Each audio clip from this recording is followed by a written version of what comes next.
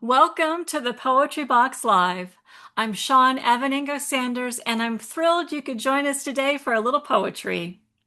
For those of you who may be tuning into our show for the first time, my husband Robert and I run an independent press here in Beaverton, Oregon, known as the Poetry Box, where our mission is to help spread the love of poetry by curating and publishing work that stirs the senses.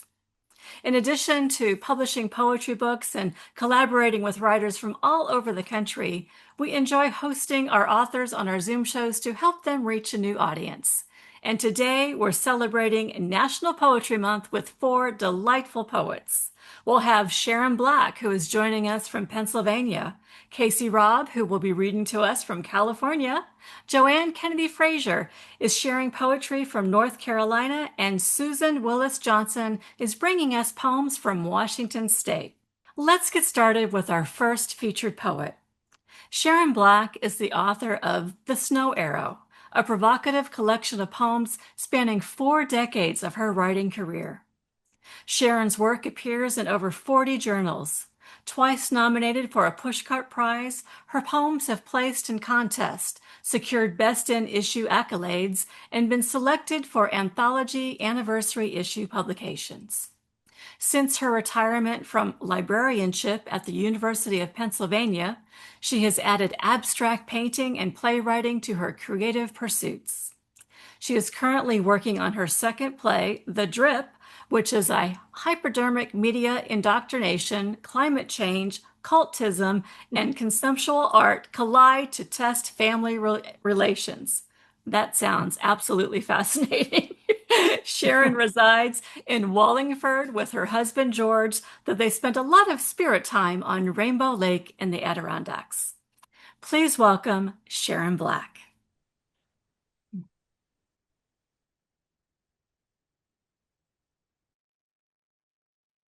Thank you, Shawn. It is my pleasure and deep honor to be here with these other poets and also just the poetry box. That whole experience has just been a thrill for me. So I'm going to start with the oldest poem in the collection, and it's one I wrote in like my early 20s, and it's in the voice of an old woman. Which flies in the face of all the advice that one gets in poetry workshops and creative writing classes. And that advice is always write what you know, write what you know. But I think knowledge includes projection. So I might tweak that a little bit and say, write what you can project, maybe. Okay, The Old Woman. Now I am old, and my hair is the color of the wedding dress I never owned. But I know so many things. Makes it hard to get around as easily as I used to. Wisdom is also a burden, especially on the stairs. All those levels of meaning I used to rush up or down through or skip by twos. My legs were strong and awkward. My legs were strong as an awkward but disciplined dancer's, and my hair was brown, and about my dreams there was sometimes a foolish genius. And while we're on the subject of advice, this next poem is called Advice About Advice. Advice should have a torso and be armless and ordained. It should sweep and careen off unaccountable surfaces, contain tropical storm-forced winds, but not ditch Caesaras altogether. Advice should be the territory yet to be named after its brute subduer.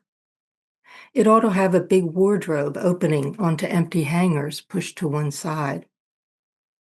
It should stick to an alkaline diet. It might be jittery or chic or staid as a doyen's brooch collection, just so it's splendid as green aphids parading as big data visualization. It should flock and preen and attempt to kick the habit of having been there, done that. It should slyly find ways to insert belfry and stadium complex and commensurate into the exposition. So it's dusty and derivative, a cage of feathers, a concealing hay. It's no good unless it gets a lot wrong. You think you follow me, that advice should be a kind of public fountain you're not supposed to play in. But on a hot day, people do. I'm not so sure. So this is an ode, love poem to my house. Because there are invisible handprints everywhere, even the floor from push-ups and cartwheels.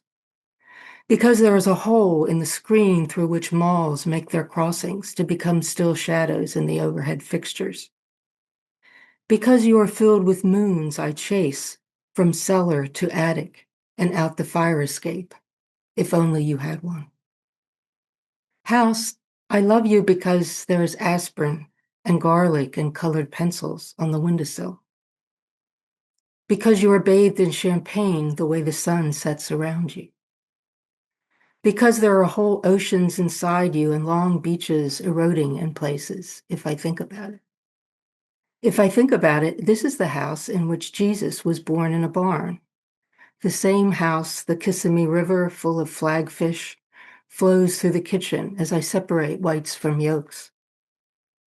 House, I love you for sitting in the grass like a contented cow, all because you dream of walking on stilts through town. Because you are yellow in one room, pink in the next, and green down the hall. Because you entertain yourself when I'm away. You don't even need a deck of cards or the radio.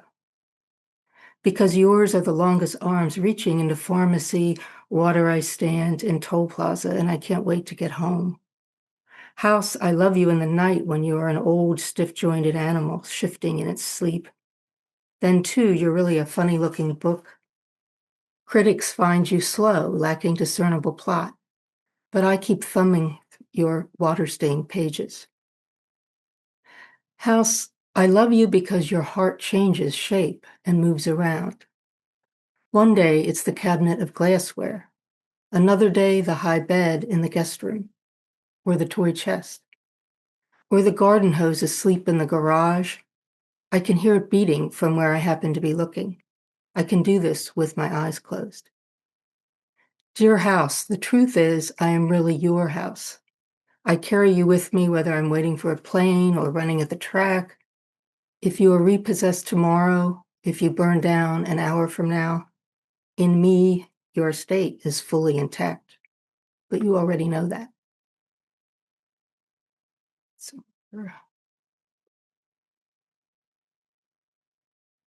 So here in the East, we had very bad winter. And the last thing one may want to hear is a snow poem, because we had way too much of it. But my collection is kind of a theme in the collection, so I don't feel I feel I had to have at least one snow poem. So I kept it to one. This is called Snow Train. I watch a train full of snow go by. Snow with window seat views of row house backyards, with snow with their bird baths and sandboxes and empty waiting pools. Snow in aisle seats crowded by standing room only snow. Snow compressed into solid mass. When I say a train full of snow, I mean so packed that if you peeled off its silver carapace, you'd have an exact replica in white, like a George Segal sculpture, only instead of a man on a park bench, it's a Metroliner between New York and Boston. I mean the direction I dream in, full speed ahead, a train that requires neither conductor nor schedule, nor steel shell for protection, but holds together by the force of our disbelief.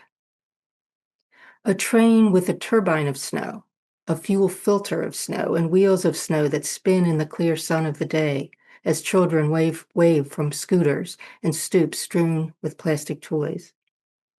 A powder train on ethereal rails that goes anywhere at once, arriving at the wrong time in the wrong place if it can stop at all.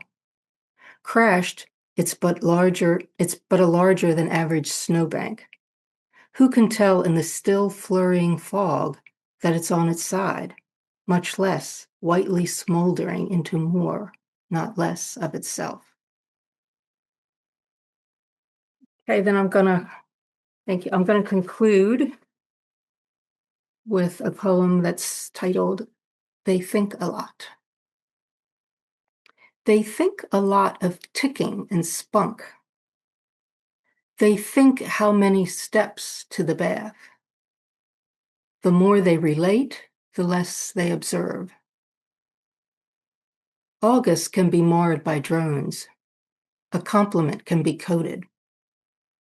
They cannot tell what's laminated or requires an institutional subscription. They don't have the wardrobe for what tenderly produces. I don't think their eyes should narrow when they say circuitry, unless a fine blizzard powder is in the mix. I want to give back, but they won't let me, is the lie I tell myself. They think I've been truant, that I black out on holidays, and my startle reflex is on purpose. They think this has always been America. Thank you.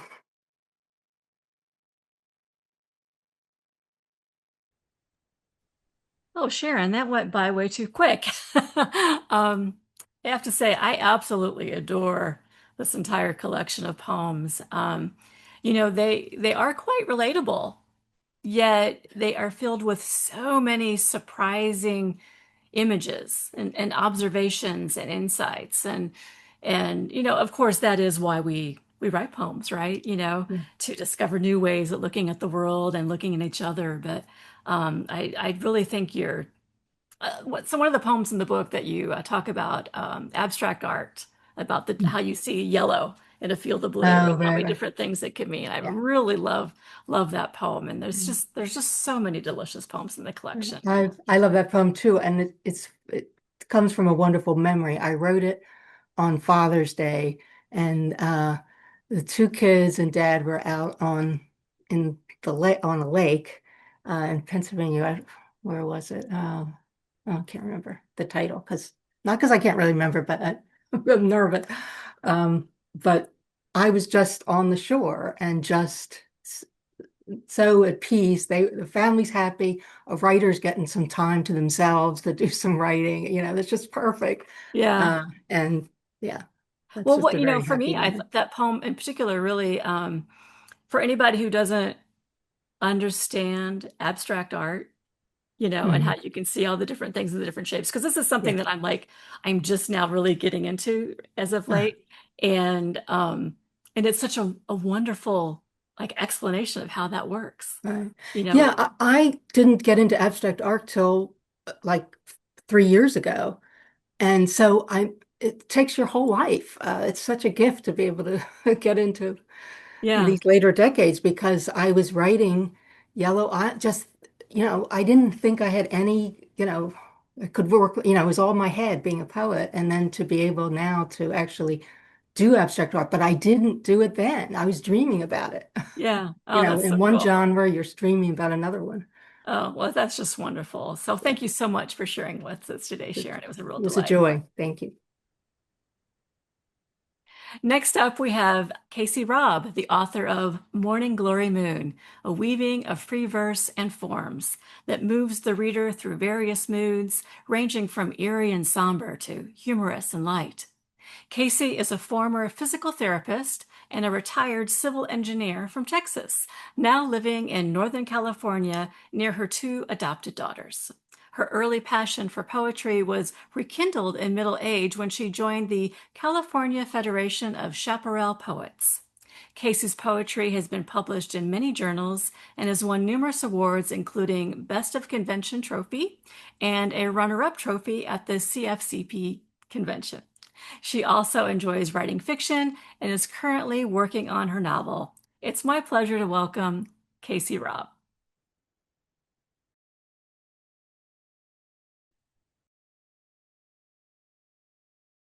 Thank you for that introduction. My first poem is called Last Light. East of Wheatland, western stretch Wyoming, straight as time and flat, the engine sputtered, slowed, then halted, ground to empty silence. There among your sighs you tinkered, hunched beneath the hood, the metal maw, while back behind you hovered muted mauves and blues and dusty grays of dusk. I held the swaying lantern, twisted, got a glimpse of distant knoll. A farmhouse flickered on first light. The hush, the silence, God, the hollow still, the holy. But for clicking wrenches, muffled moans, and back contorted over chrome, city time unfolded, letting out its breath. Over the graying yellow ground it came, a cry, a coyote call from marshy reeds, a flush of ruddy duck. She glided, floating low, a sliding to horizon and horizon, then a circling, winding back, a spectre, lilting side to side, and landed in the reeds, to fade as final purple light was pulled, was reeled, was sucked to the edge and gone.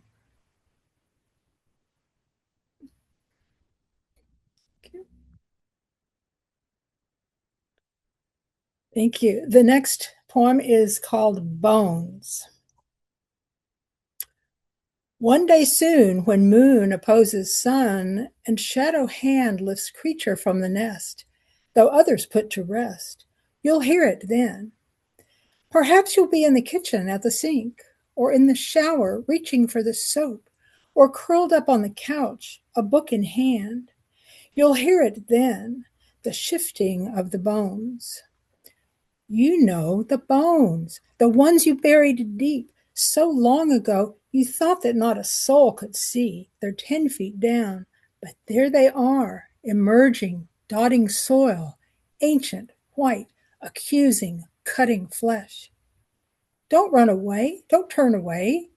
Go out to meet them, bone on bone. Count the bones and gather bones. Seek flesh and femur, phalanx, tooth, and jaw. Collect the vertebra, the scattered shards and shins. Compile, caress them, weeping. Bring them home. One day soon, when moon opposes sun and shadow hand lifts creature from the nest, you'll hear it shift, and you will know the sound.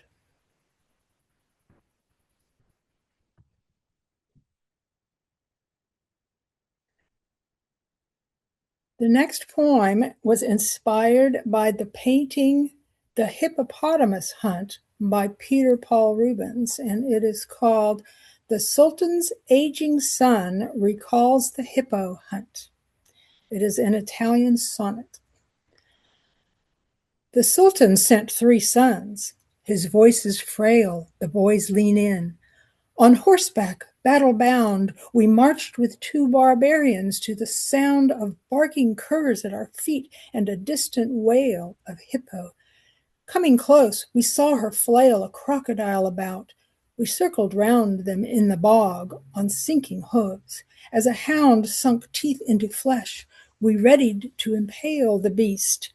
In a swirl of fangs, of flashing jaws and daggers, even the horses reared and bit her hide, then heaved and fell to the croc to lie in mud. He leans, refills his rocky, draws a breath. And which brave fighting man so fit came bleeding home half broken? Only I.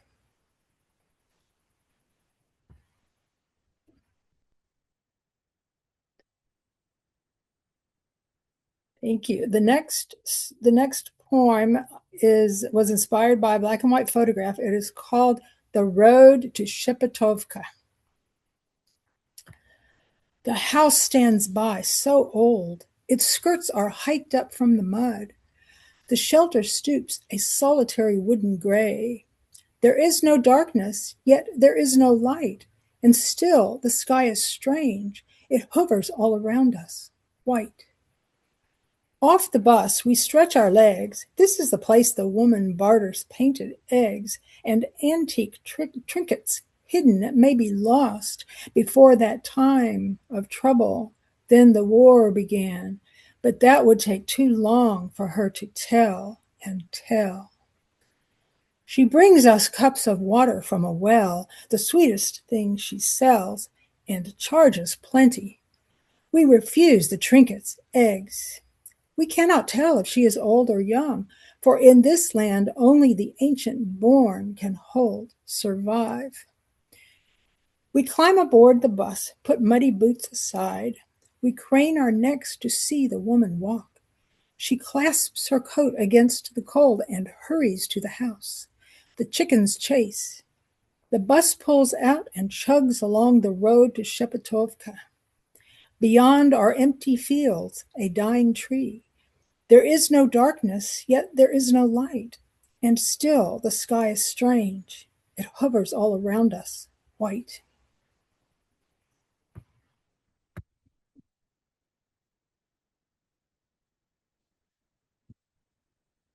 This is a pretty short poem called This Winter Night. This winter night, let the winds howl their hollow song.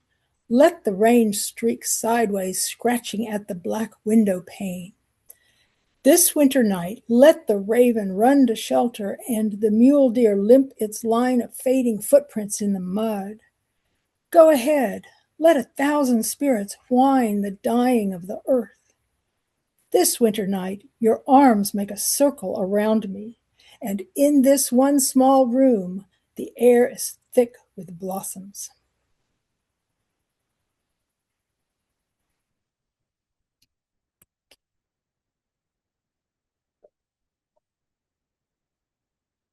This next poem is what I would call a science poem. I like to read about science, and sometimes I even write poems about it. And this is called Microcosm, and it's a Shakespearean sonnet. Hold a micro mirror to a cell, to secret universe almost unfurled, where quiet innermost enigmas dwell, in microcosm, in a secret world. The outer membrane harbor holds the brine, where in the nucleus the DNA untwists, untwirls like puppet strings divine, to kindle life, dear life, from lump of clay. In tiny mitochondria, behold, a power plant that dwarfs the grandest dam.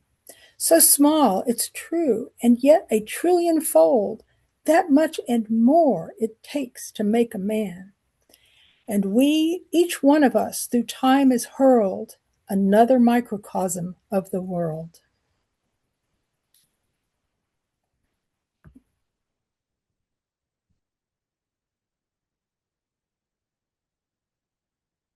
This next poem is about horses. I used to ride horses, and it was one of the biggest passions of my life, and it is called Soaring. There's nothing like it, gently grooming a horse, then hoisting saddle, pulling cinch up tight, and stepping into stirrup, swinging up, every phase, the sitting, walking, trot, the canter and the race. But here's the thing, to jump a fence while perched upon a horse is like a fable, tale of sweet divine, too sweet almost to be of earth's design. I had a trainer once, God bless her soul, who put me on the biggest, reddest roan. She had me drop the stirrups, lift and drape, and cross them over the withers at a trot, then grip and squeeze with legs and knees to run, to gallop, race, to hurtle toward the jump. And then, it seems incredible, I know, while crouching in position for the leap, she had us drop the reins and reach our arms, a plane with wings, a taking leave of ground on saddle, massive muscle, steel, and mane, a runway rocket rising upward soar. Or better said, we flew. We left this earth and all its mundane habits. Never again would anything be bland. Never again would anything be plain. Never again. I flew, we flew, this roan and I, Amen. Then, touching down, his winged hooves hit dirt to gallop faster toward approaching rail. I lunge for the reins to slow this giant down, reluctantly to turn his head, to put an end to ecstasy before I died, and heaven bound we both ascend. I had to turn him earthward, ground us, slow us down. He sauntered round, a cooling off. I pulled away my saddle, brushed, did things to do, but whispered as I drove away, we flew. Now my saddle's stored in some dark corner, covered with a cloth and blankets, dust. Sometimes I clean. I think of clearing out and putting up an ad, one saddle, cheap. But then that roan comes soaring through the air, an angel sent, his message always clear. Perhaps I'll keep my saddle one more year.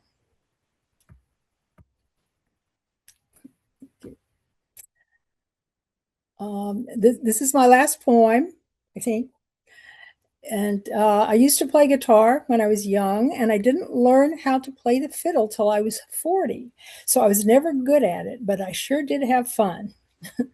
So this poem is a villanelle, and it's called On Learning to Fiddle.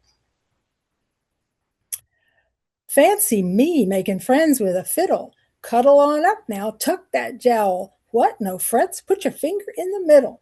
Bow on string and commence to diddle. Feel that sharp ow, bass in the bowel. Fancy me making friends with a fiddle.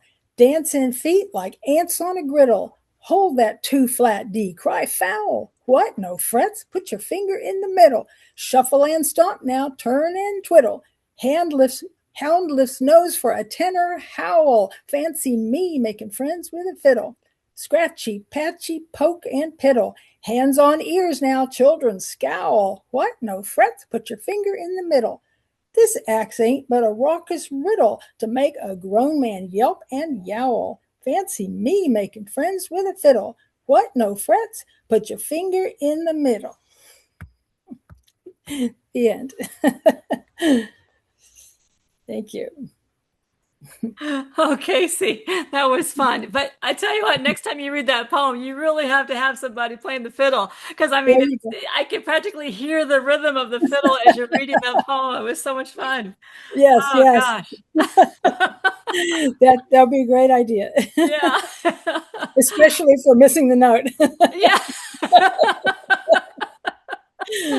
Oh gosh. Well, I'm always so impressed by poets who can write so many forms, formal poetry. And what's really nice about your collection is that how well you've mixed all the different types of sonnets, the triolets, the villanelles, some forms that I didn't even wasn't even familiar with. So I got to learn about those, and it's just a really a fun approach while you're also covering such a broad span of topics. So it really makes it an entertaining read. So Thank you. thank you so much for sharing all your fun stories with us today. Our next poet today is Joanne Kennedy Frazer, author of Well Seasoned, which honors the seasons of the natural world and all of our lives. Joanne is a retired peace and justice director and educated for faith-based organizations. Since writing her first poem at the age of 73, she has been published in over 100 literary venues. Having now achieved 84 years on this planet, she enjoys leisure to delight in the gifts as well as time to grieve its desecration.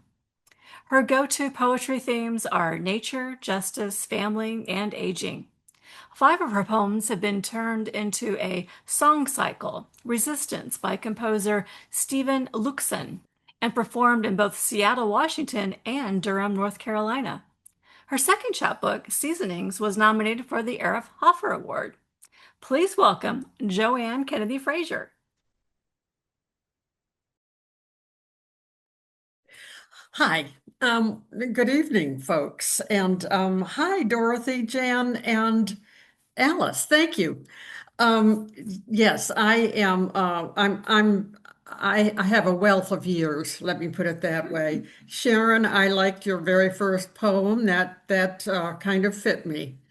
The I'm just going to probably touch on each of the themes that Shawn has mentioned. Um, this poem was inspired by Father Richard Rohr. When you're retired, you get time to sit on the back porch and you can meditate. And that's what this poem was for me. It's called Out of the Ordinary. Relaxing into my cushioned porch chair for morning reflection, I sip a cup of Earl Grey and whisper thanks to those who plant, harvest tea leaves. A faint breeze circulates, wraps round me like a soft blanket. Beyond the deck, thickly leaved oaks respond to the gentle wind, rising, falling, waving as if to greet me. Hidden songsters chant throughout the backyard aviary, robins, finches, sparrows, accompanied by a chorus of cicadas. My attention drifts to the elegant lush of midsummer trees. I feel, I see, I hear the extraordinary graced beauty that some would call nothing out of the ordinary.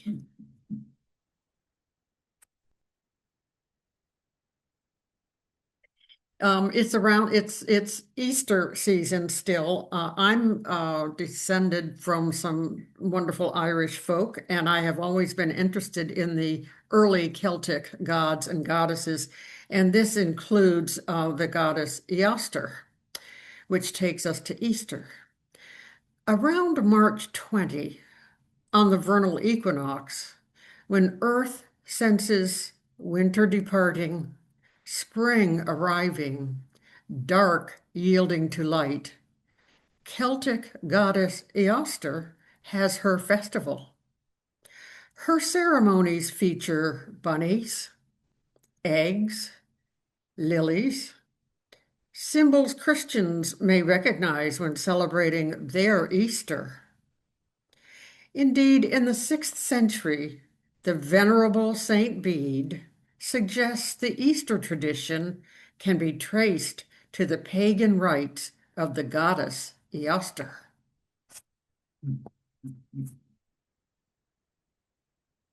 So if it's Easter, we go to Grandma's. And so Grandma has a special dessert that grandchildren enjoy.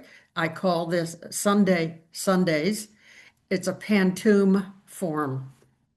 For dessert, after Sunday dinner, Grandma's special treat, an ice cream buffet. After Sunday dinner, kids line up at the ice cream bar, get their bowls. Kids line up, pile sweet toppings into their bowls, crowned with a cherry. They pile sweet toppings, pineapple, pecans, chocolate syrup, crowned with a cherry, perfected with whipped cream. Pineapple, pecans, chocolate syrup, Grandma's special treat, perfected with whipped cream. Sunday, Sunday dessert. This is just an this poem is an invitation to just come and sit. It's called Draw Near. Come, sit with me, you say. Let us consider the complexion of midsummer colors. Vibrant green tree canopies, wide, deep. Red tomatoes, yellow wax beans, ready to pick, ready to eat. Ruby-throated hummingbirds at the sugar water. Linger for a bit, you say. Let us admit gratitude for nature's chromas, camouflaging our troubled and troubling world.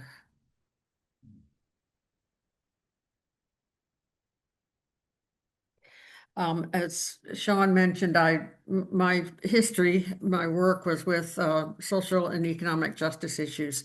And so I'm going to read a couple of social justice poems here. This is called Exile. We do it to survive. Leave all we have known, a swell in the river of humanity. We walk away from dried water, carry music, stories of the ancients that tell us who we are. We carry our beloved, bewildered children on our backs, in our arms. We trek through jungles, cross over mountains, find, climb over bodies. We land in holding pens of unknown places, disconnected as the world runs amok. We ache for a welcome where one day we will attain dignity, serenity, drink from renewed wells.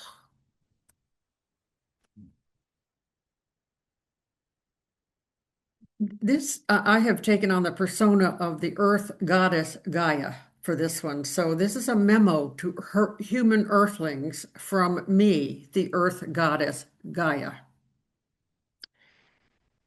In the beginning, there was chaos awaiting order. From this formless prehistoric ether, I conceived Earth. I am the primal mother who birthed all landscapes, plants, creatures.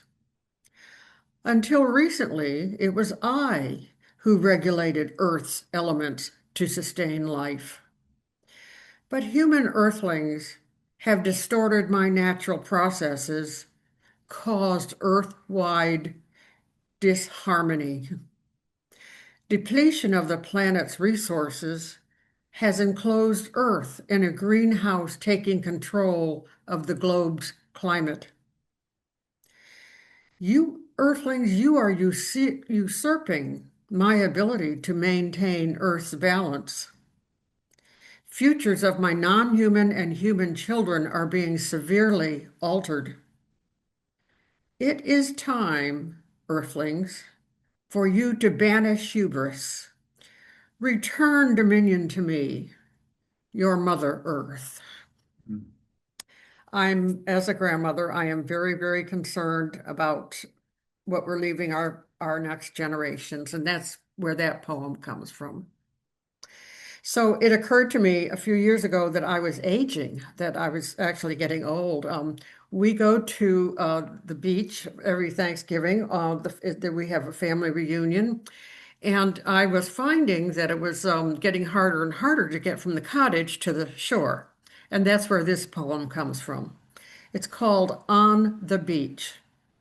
It's more challenging now, walking, slogging, keeping my balance across hot, loose sand to ocean's edge. I wade, slosh through foamy wavelets, dodge giggling toddlers scooting in and out of the shallows.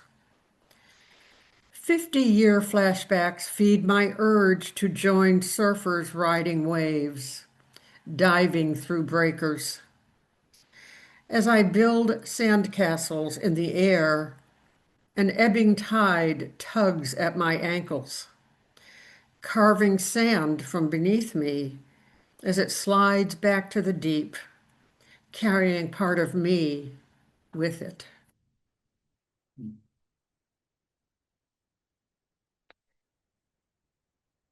This is my titled poem, Well Seasoned, this wonderful cover that Shawn designed. People have loved it.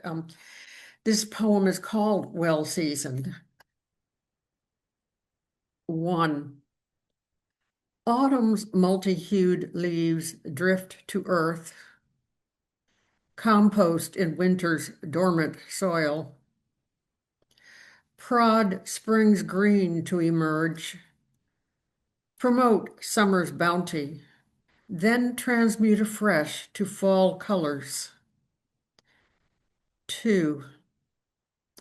As my well-seasoned life celebrates its autumn, my reflections become an excavation of my soul, digging for any remaining seeds I can sow that will bear the fruit of compassion in a world mired in twisted vines of discord.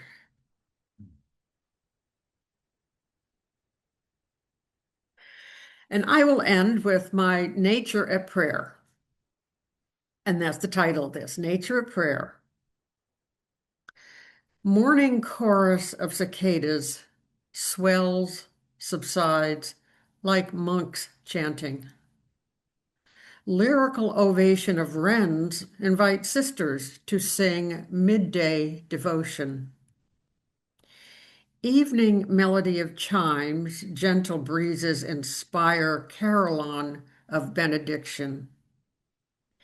Beacon of Luna, moon, illumines heavens, night prayer for peace. Amen. Hey. Thank you.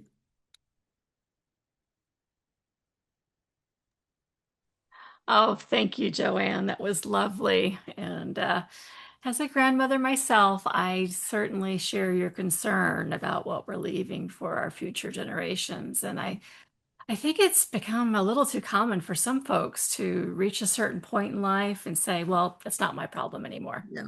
But I really thank you for continuing to express what's important and for sharing these poems with us today. Thank you so much. Thank you, Shawn. And thanks to your family for all you guys showing up. I really love that. Our final poet today is Suzanne Willis Johnson, author of A Moment's Breath, where she interweaves poems of marriage, grief, wildfire, loss, and love. Susan writes in the mountain town of Roslyn, Washington. She hikes daily with family and friends on trails along the Clay Elum River Valley. Serving as the spokesperson for Roslyn's grassroots citizens group, she collaborated to promote sustainable forestry and to protect wildlife habitat. Susan taught in the local schools and was co-director of the Central Washington Writing Project, and she was named the 2009 Washington State Teacher of the Year.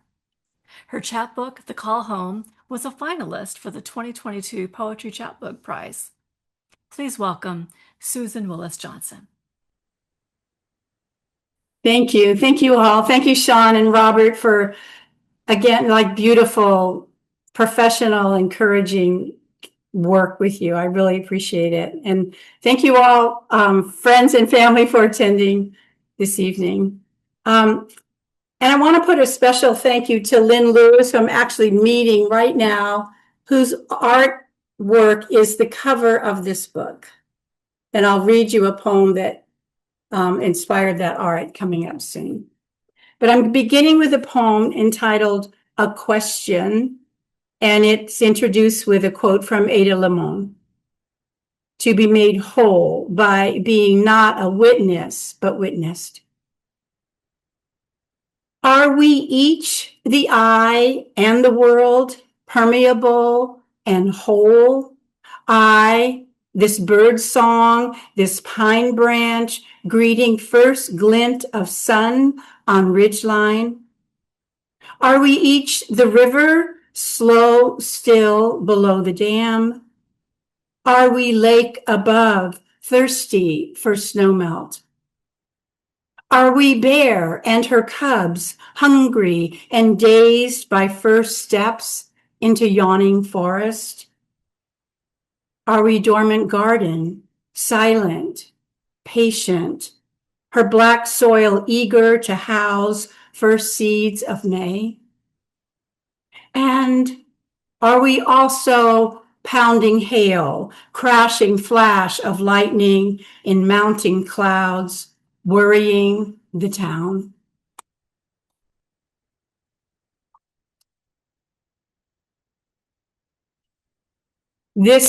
Thank you. This next one is the poem from which the artwork was created.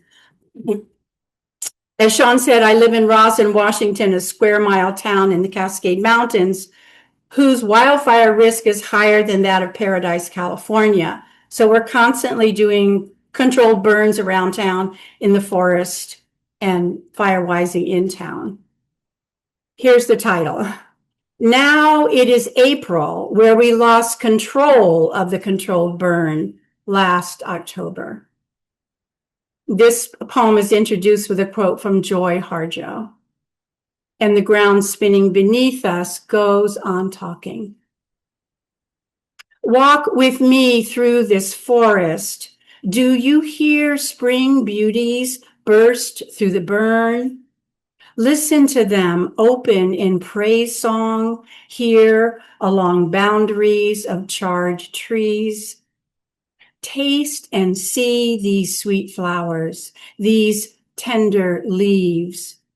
Give thanks, then nourish yourself with resilience, food of the earth from which we come, to which we will return. Listen to glacier lily. Do you hear the bright yellow call of that one, alone in blackened litter? And here on the border of the burn, listen to the grief of green needles fallen, clustered at the foot of pine. The dirge of dried ferns flattened on forest floor. And there, on the trail, do you hear scattered petals of fir cones call out for renewal?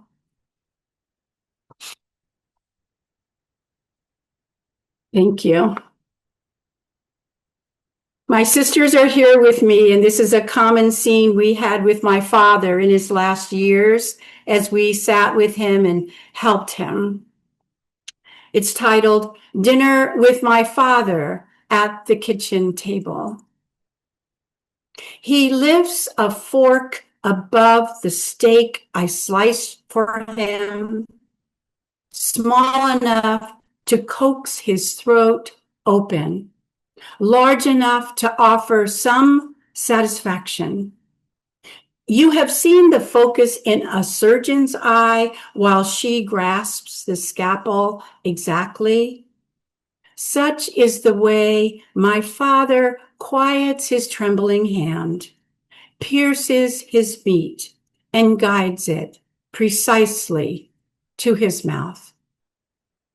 Then, like the surgeon, when she pauses and places her tool methodically into the nurse's hand, my father, no clatter or thump, returns his fork to plate, then chews like meditation. I pause, he swallows, lifts the softness of a cloth napkin, and steadies a quivering lip. Thank you.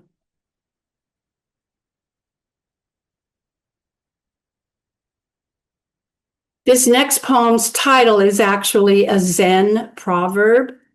First, empty your cup. First, says the teacher, empty your cup. Now, sit in silence. Do you notice your breath? Do you notice its pace? Do you feel your pulse through soft skin of your throat? Do you see these leaves, these thin fingers of ash tree, 1,000 perhaps, their green sway in faint breeze? And the lilacs, notice their clustered blossoms, dried and browned, gone the scent of joy wafting across the yard. Yet, look, a certainty in their heart-shaped leaves, grace-filled, quiet. Could you deny their beauty? Empty your cup, turn off your phone, put away your books, your doubts, your plans for the day. Let the pearl at the center of your heart thaw icy concerns with its healing light. Let its smooth, translucent curve call you here to quiet, to stillness, to center. Notice as the luminous sphere swells through your chest, your bones, your blood. Watch it enfold you and this room. Watch it grow through walls and beyond, beyond, beyond, round the town, the rivers, the trees, the peaks, to envelop the earth, the moon, the sun, the planets, the Milky Way, the universe, all universes. And yet, right here, with your empty cup, welcome this holy glow, warm enough, gentle enough to soften you, assure you, reassure you of its presence always and everywhere.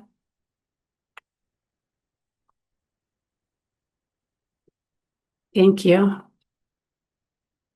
The title of this poem is This 4th of July, introduced with a quote from the Declaration of Independence, endowed by their creator with certain unalienable rights, that among these are life, liberty, and the pursuit of happiness. We rise to first light across the ridge, this day that yearns to affirm the self-evident truth that all are created equal. Only song of chickadee and grumble of crow break the silence.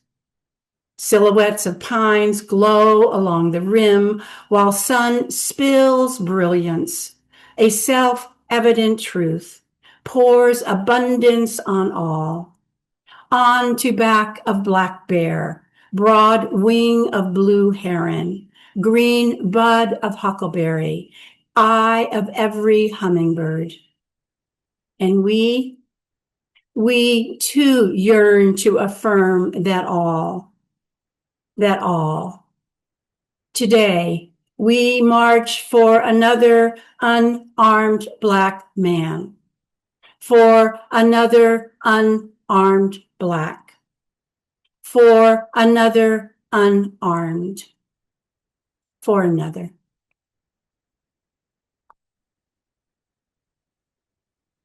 Thank you. Sorrow. Stirred by nothing more than the sound of familiar, a Sunday hymn, the rolling laugh across a crowded room. Sorrow surprises us, returns to rise from recess of memory. Like a skillful carver, she sculpts the very marrow of bone, swells with an aching call, a bird bound by thorns of old loss. Yet then, how does that bird, trapped but for its open beak, reach out beyond those thorny briars with a resounding song of love?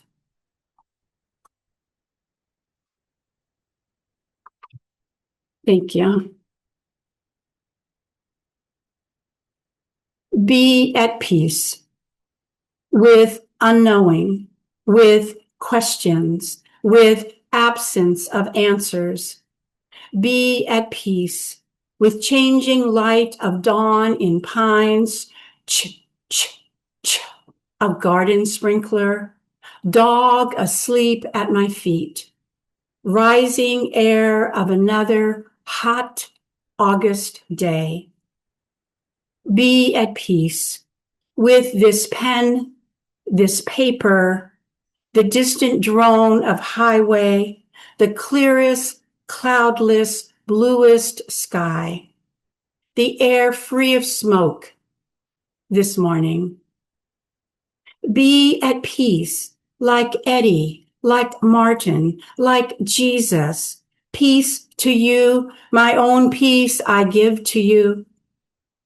I here haunted with questions. Could I ever be one of those at peace with unknowing? Could I let go and trust that which knows? Which knows? Thank you. Thank you. And I will close with this instructions to self. Hike through this forest of fir and pine, no firmness of earth beneath your boots. Smell musk of duff, damp from last night's rain. Pause to watch while Mother Doe, her two fawns, browse huckleberry leaves and new berries. Feel warmth of first light sift through the trees. Give thanks for its shine on needles of pine. Now, begin again, each step a breath. And when you arrive at river's edge, slow your pace. Witness surrender, a sanctuary of salmon. See that ghost of a body on the bank. She is love incarnate, drawn to beginnings, an offer of self to new life, and now to eagle and bear. Let life consume you, all of you. Let it carry you through your journey, even when slowed by dams and drought, even when threatened by danger and death, even when welcomed by eddies of calm. Let life be led by the gift that spawned you. And now, as you return home, offer it back. Thank you.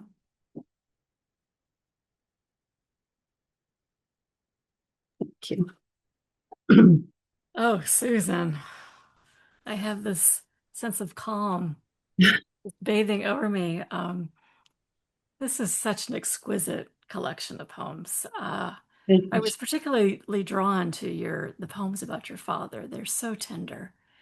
And you have such a gift for inviting us deep into the poem and then leaving us with this really lovely moment of stillness at the end. And hearing you read First Empty Your Cup, I could practically feel the troubles that busy my mind just spill out and evaporate as you were reading that poem. It was really so beautifully meditative. And I Thank you. really want to thank you for writing these and sharing these with us today. It was kind of the perfect close to our show today. So thank you. Thank you, Shawn. Thank you all. Well, let's have a giant round of applause for all of our readers today. I'd like to thank our 4 talented poets, Sharon Black, Casey Robb, Joanne Kennedy Frazer, and Susan Willis Johnson. And thank you, our audience, for supporting our authors and joining us for another edition of the Poetry Box Live. It's so nice to gather here in our Zoom room and share this art form we love. How lucky we are to be able to do this. We are taking a break for the summer, but we'll be back for a new show on Saturday, September 13th. So to make sure you don't miss the details for our next show, you can sign up for our newsletter at thepoetrybox.com. There's a sign-up form at the bottom of each webpage. Thanks for joining us today. Have a fantastic rest of your weekend. We'll see you back here in September.